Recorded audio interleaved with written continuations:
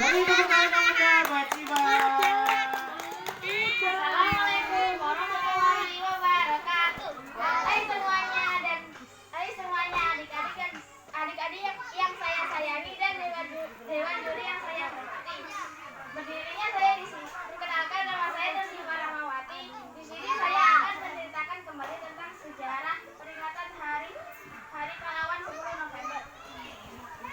Sejarah Hari Pahlawan 10 November. Peringatan Hari Pahlawan di Indonesia berawal dari pertempuran antara pasukan Indonesia melawan pasukan Inggris yang terjadi di Surabaya pada tanggal 27 Oktober sampai 20 November 1945. Saat itu kondisi Indonesia masih belum stabil setelah deklarasi kemerdekaan pada 17 Agustus 1945. Kekalahan Jepang di Perang Dunia Kedua mendorong Inggris untuk kembali datang ke Indonesia di bawah pimpinan Brigadir Jenderal Albertin Walter Sodern Maladi pada tanggal 25 Oktober 1945. Tentara Inggris mendapat tugas dari Avney untuk melucuti tentara Jepang, menyelamatkan tawanan perang, dan menyingkirkan segala kekuasaan Jepang di Indonesia. Awalnya, kedatangan Inggris ini disambut baik oleh pemerintah dan masyarakat Indonesia. Namun, kedatangan Inggris ini dimanfaatkan oleh Belanda yang saat itu tergabung dalam Brunei. Setelah dibebaskan oleh Inggris, mereka pun menduduki pelabuhan Tanjung Perak, kantor pos besar, gedung bank internasional, dan gedung-gedung penting lainnya di Surabaya. Hal ini memicu amarah rakyat Surabaya hingga menyerang pos-pos sekutu, sebab rencana Belanda ini dianggap melecehkan Indonesia yang sudah merdeka. Di tanggal 9 November, para petinggi di Surabaya di kala itu menerima surat untuk menyerahkan diri.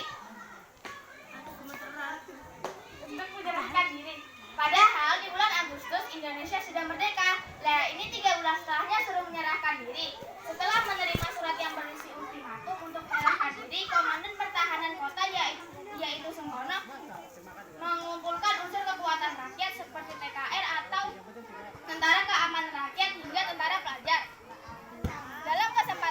Dalam kesempatan itu, Sungkono memberikan 2 opsi pilihan. Pertama, mempersilahkan siapapun untuk meninggalkan Surabaya dan mencari keamanan. Kedua, ikut berjuang untuk mempertahankan Surabaya dengan menandatangani sepucuk surat persetujuan bahwa ingin ikut berperang. Tibalah tanggal 10 November, tepat jam 6 pagi, sesuai batas waktu penyerahan diri berdasarkan surat ultimatum. Tapi kok sepi ya? Ini area-area Surabaya pada kemana sih? Kira-kira begitulah tanya yang timbul di benak tentara Inggris di kala itu. Langsung saja saat batas waktu tersebut habis, mulailah pengeboman secara brutal oleh pasukan Inggris. Dengan alat perang yang lebih canggih dan modern, tidak sulit bagi mereka untuk melakukan penghancuran kota Surabaya. Sayangnya, jiwa patriot dari area Surabaya ini di luar ekspektasi Inggris.